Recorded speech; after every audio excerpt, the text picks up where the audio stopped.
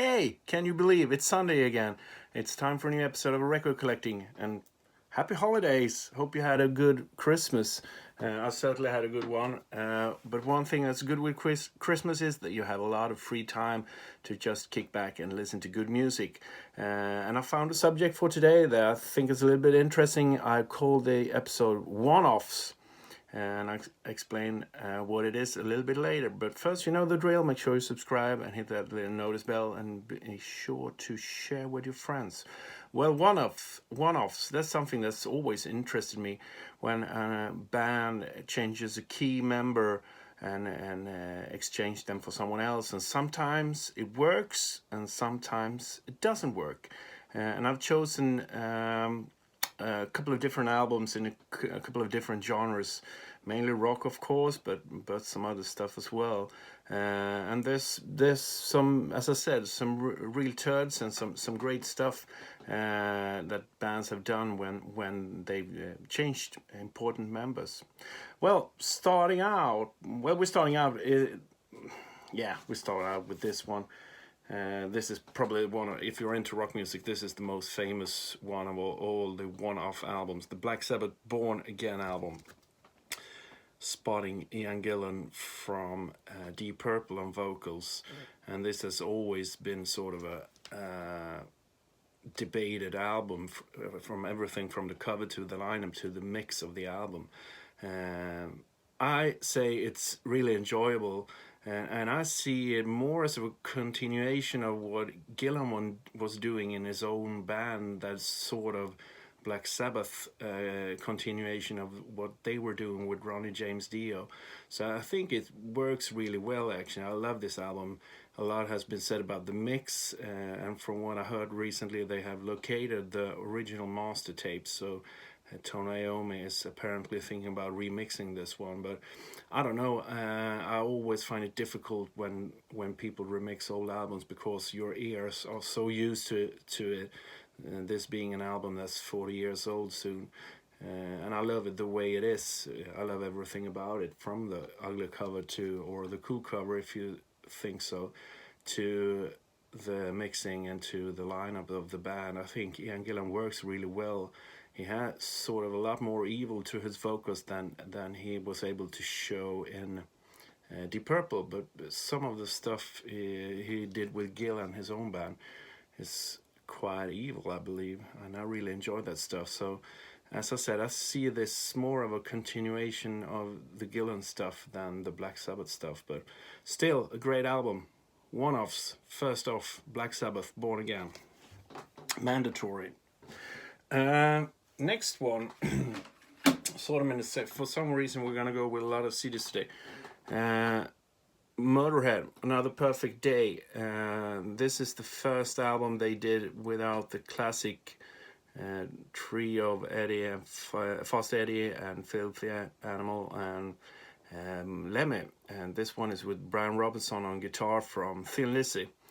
And they had a short stint together, just making this one album, and Brian Robinson and Lemmy didn't get along at all, and sort of Brian Robinson hated the whole heavy metal idea, I believe, and he started to fooling around with stage clothes and everything just to sort of make fun of everything, and it didn't work out. But the album they did is a great one, and I think actually what makes it work, it's great songwriting first of all, but I think Motorhead benefited from Brian's guitar playing. It's a lot more melodic and better, I must say, even though I love Fast Eddie in Motorhead, but as a guitarist, Brian Robinson is superior in my book.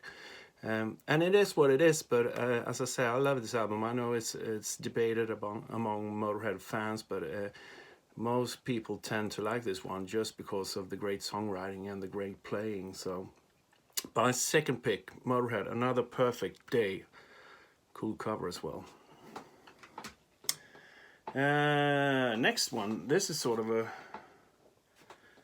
totally different take. The Blues Breakers, John Mayall with Eric Clapton, and this is sort of the other way around, because this is the first album they did, but they never really recouped from Eric Clapton leaving the band, I think John Mayall, this is the album everything he did afterwards is getting matched with. And it's sort of difficult to even though Peter Green joined for the second album, and he is a fantastic guitarist, absolutely in every way, but this is still the album everyone is talking about. So it is a great album if you're into 60s blues and a great guitar playing from Eric Clapton. This is the one that you should listen to. Eric's been taking a lot of heat lately, unfortunately, just recently for suing a German woman selling a bootleg on eBay for like $11 or something. And it seems to be somewhat of a weird character, a bitter old man, but his guitar playing, you can't take that away from him. He's a great guitar player.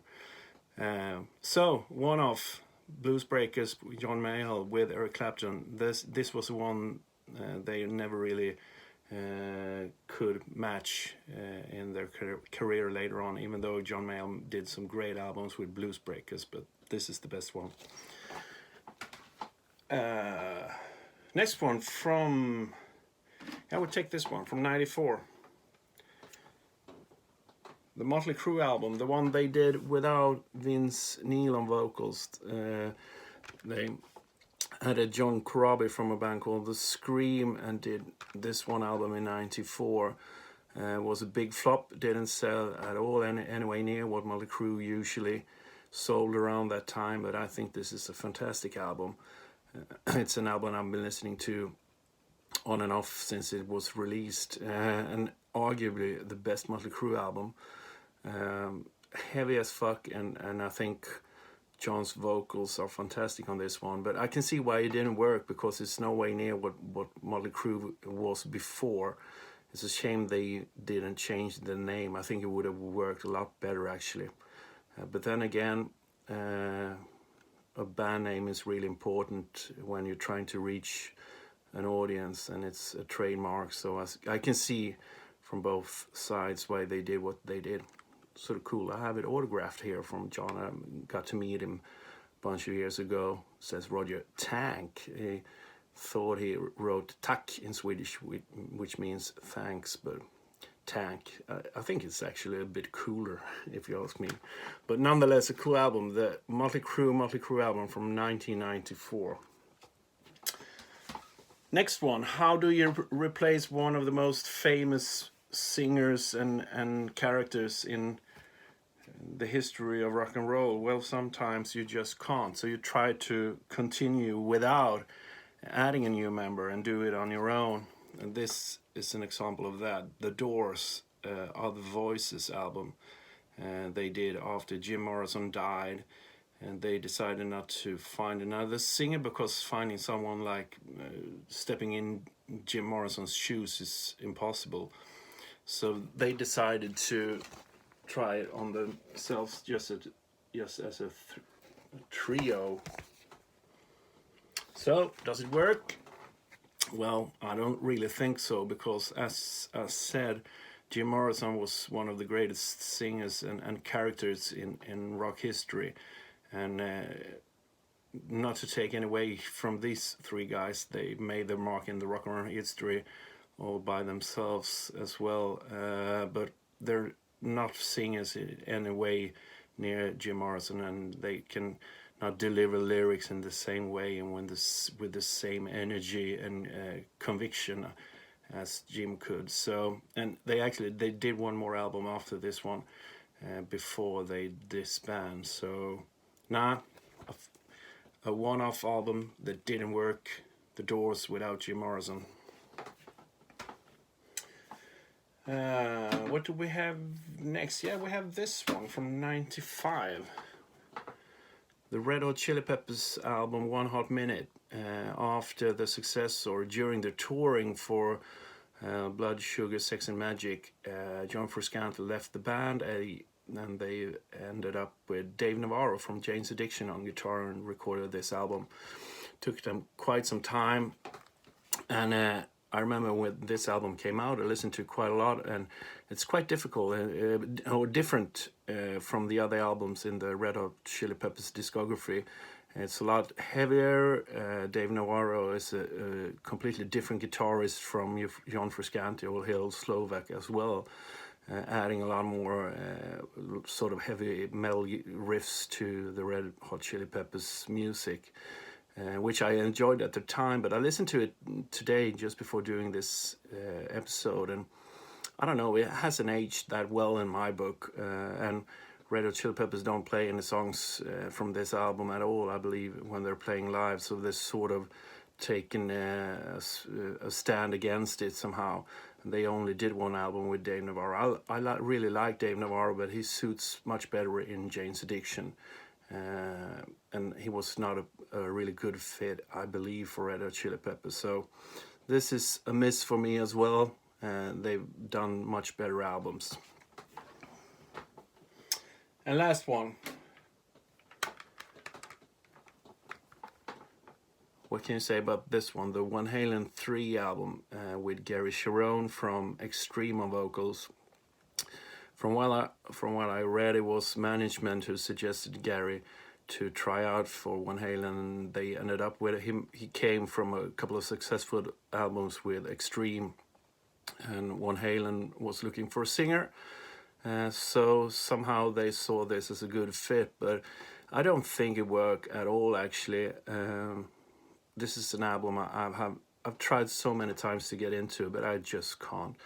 I'm a big fan of both the David Lee Roth area and also the Sammy Hagar area. I love that stuff as well. But I think the problem with this one is that I think Eddie was a little bit left to his own. He needs a strong singer with an opinion and someone to bounce ideas off. And I think that worked with both David Lee Roth and with Sammy Hagar, but Gary Cherone is sort of more of a yes man. On this album, I believe. It's not really his. It sounds like he's trying to sing like Sammy Hagar, more or less.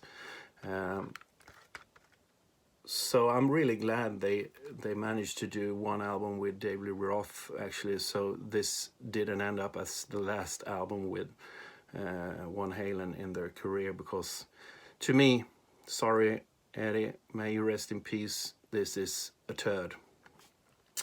So that was my one-off albums. Some worked and some didn't work.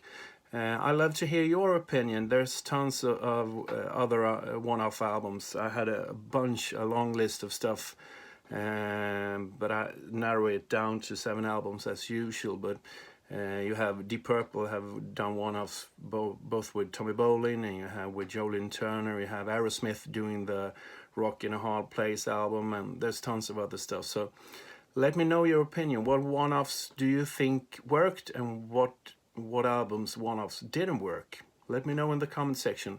And as usual, I will post a couple of tracks on the Spotify playlist from all these albums, so you can listen to them if you want to.